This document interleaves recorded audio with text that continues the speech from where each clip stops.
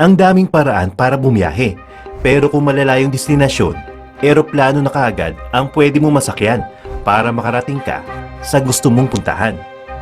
Mas mabilis din naman kung sasakay ka ng eroplano. At isa pa, mas maraming aksidente ang nangyayari sa kalsada kumpara sa himpapawid. Tuwing kailan lang ba nalalagay sa alanganin ang eroplano? Kung merong hijack, nasira ang makina, o di kaya naman may masasamang tao na maglalagay ng bomba.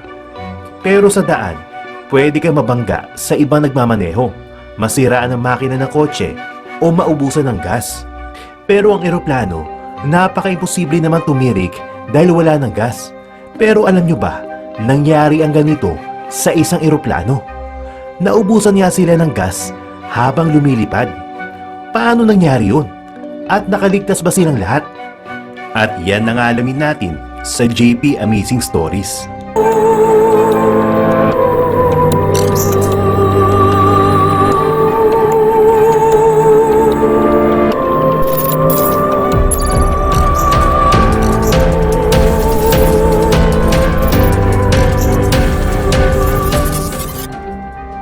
Siya nga pala, kung gusto nyo mag-trade ng Forex or ng cryptocurrency, merong demo account ang xmforex.com. Pwede nyo pag-aralan kung paano mag-trade ng Forex, ng crypto at ng stocks. Libre lang ang pag-register dito. I-click nyo lang ang link sa description box ng video ito. Huwag kalimutan, xmforex.com. Balik ulit tayo sa kwentuhan natin. Noong August 24, 2001, lumilipad sa himpapawid ang Air Transat Flight 236 papuntang Lisbon, Portugal.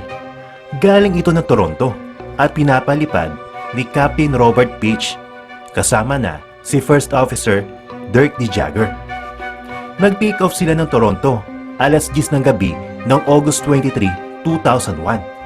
Sakay ng Airbus A330 ang 293 na mga pasahero at 13 na crew ng eroplano.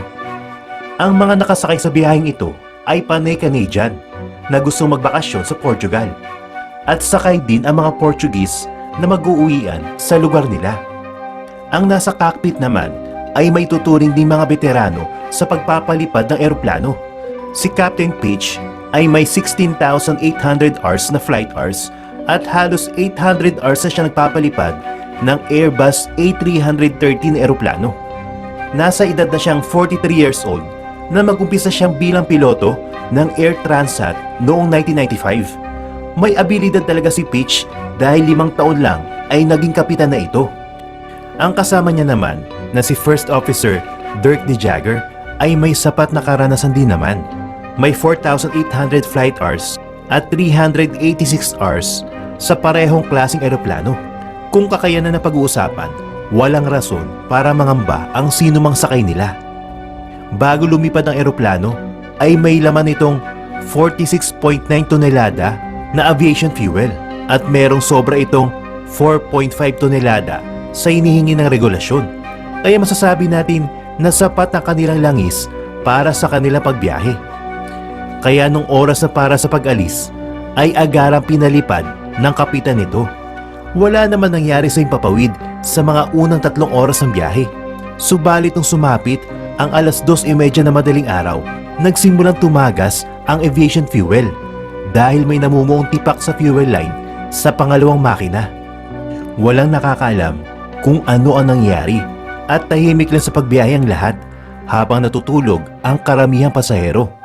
Bandang alas 3:30 na madaling araw ay nakahalata na ang mga piloto na bumababa ang temperatura ng langis pero tumataas naman ang oil pressure sa may pangalawang makina. Hindi naman nagpabaya ang kapitan, kaya itinawag niya agad sa Montreal, Canada ang kanyang natuklasan. Ang duda niya ay may false warning lang ito, kaya sabi naman ng Maintenance Control Center ay i-monitor lang muna ang makina. Nagpatuloy lang sila sa kanilang biyahe dahil ang nangyaring warning na ibinibigay ng eroplano ay hindi naman direktang indikasyon na tumatagas ang langis nila. Sa isip ng mga piloto, maayos naman na kanilang paglipad. Kaya wala talagang problema. 2 oras at kalahati ang lumipas, biglang nakatanggap ng warning ang mga piloto na meron silang fuel imbalance. Ang agarang solusyon dito ay ang paglipat ng laman mula sa kabilang tangke papunta naman sa kabila para maipantay ang hindi pagkakabalanse na siya naman nilang ginawa. Wala pa rin silang kaalam-alam na meron ng tagas na nangyayari na ito ang rason ng pagkaubos ng kanilang langis. Ang nailipat na aviation fuel mula sa kabilang tangke ay nasayang lang dahil sa tipak na nakaharang sa fuel line. Ang problema na hindi pa nila nalalaman ay mas lumalala.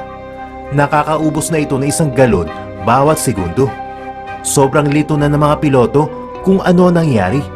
Dahil sa bilis sa pagkakaubos ng aviation fuel, naging sanhi ito ng pagbilis ng daloy nito sa fuel oil heat exchanger na nagpababa naman ng temperatura ng langis pero nagpapainit naman ng oil pressure sa pangalawang makina. Nagpatuloy ang kanilang paglipad ng halos 1 oras pero kinakabahan ng mga piloto sa mga posibleng mangyari. Nagdesisyon sila mag-emergency landing sa pinakamalapit na landing strip at ito ang Lajes Air Base sa Azores. Isa itong autonomous region sa Portugal. Nagdeklara sila ng fuel emergency sa Santa Maria Oceanic Air Traffic Control pero napakalayo nito kaya hindi pa rin sila ligtas.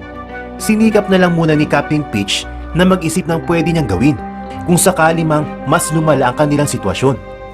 6 na oras na sila sa himpapawid at patuloy pa rin naubusan sila ng langis. Papalapit na sila sa Lajes, mga 280 kilometers na lamang at pwede na sila maglanding. Habang nasa taas sa 39,000 feet ang Airbus A330, bigla na naman nawala ng buhay ang pangalawang makina. Napilitan si Captain Pitch na mag-mayday sa Santa Maria Oceanic Air Traffic Control bandang alas 6 ng umaga habang ibinababa sa 33,000 feet ang eroplano. Sinubukan ng mga piloto na maghanap ng paraan na makaabot sila ng Lajes Air Base na may 65 nautical miles o aabot ng 100 kilometers pa ang layo. Pinipilit na kapitan na makahanap ng pag-asa pero sadyang hindi ito binibigay ng tadhana. Biglang namatay ang kabilang makina at tuluyan na talagang nawalan ng power ang eroplano. Ang tanging umaandar na lamang ay ang sensors na lang para mamaniobra ang eroplano. Maliban dito ay wala na silang ibang makontrol. Rumaraga na pababa ang eroplano mula 33,000 feet. Ang takbo na pagbaba ng Airbus A330 ay nasa 2,000 feet bawat minuto. Sa estado nilang iyon, sa kalkula nila ay meron sila natitirang 15 hanggang 20 minutes bago sila sumadsad sa karagatan.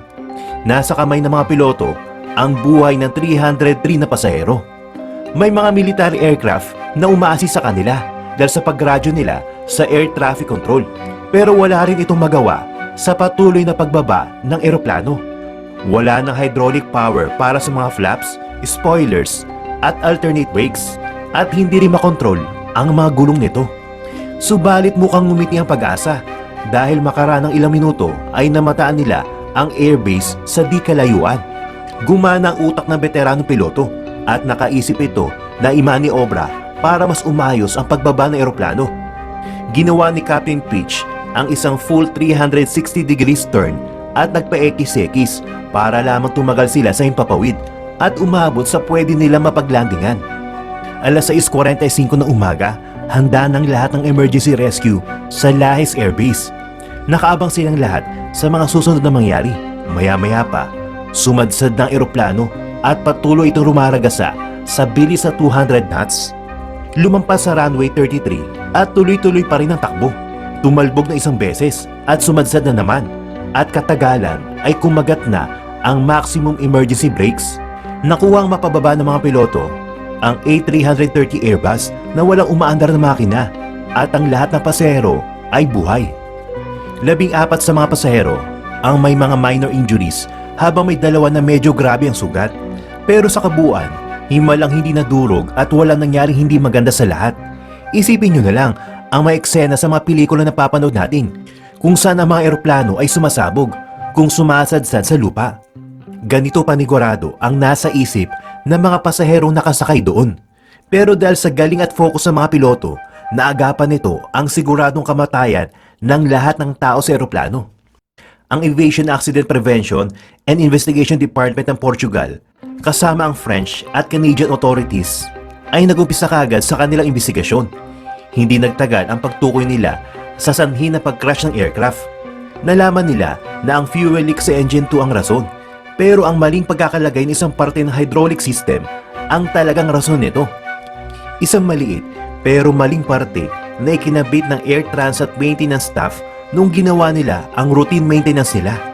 Pinalitan ng Air Transat ng makina ng ibang makina na galing sa Rolls-Royce na walang hydraulic pump. Mas maliit ang makina ipinalit nila kaya hindi angkop ang pagkakalagay dito. Ang clearance ng hydraulic lines at ang fuel line ay hindi ang tamang sukat kaya nagkaroon ng leak. Pinagbayad ng 250,000 Canadian dollars ng Canadian government ang Air Transat dahil sa kanilang kapabayaan at kahit hindi nagbigay na ng warning ang kanilang lead mechanic. Ito ang pinakamataas na multa na ipinato ng Canada. Subalit na isama din sa investigasyon na may kasalanan din ng piloto sa nangyari. Dapat raw ay nalaman ni Captain Peach na nagkakaroon na ng fuel leak at pinatay kaagad ang crossfeed nung nawala na ng power ang unang makina. Marami din daw na standard operating procedures ang hindi niya sinunod.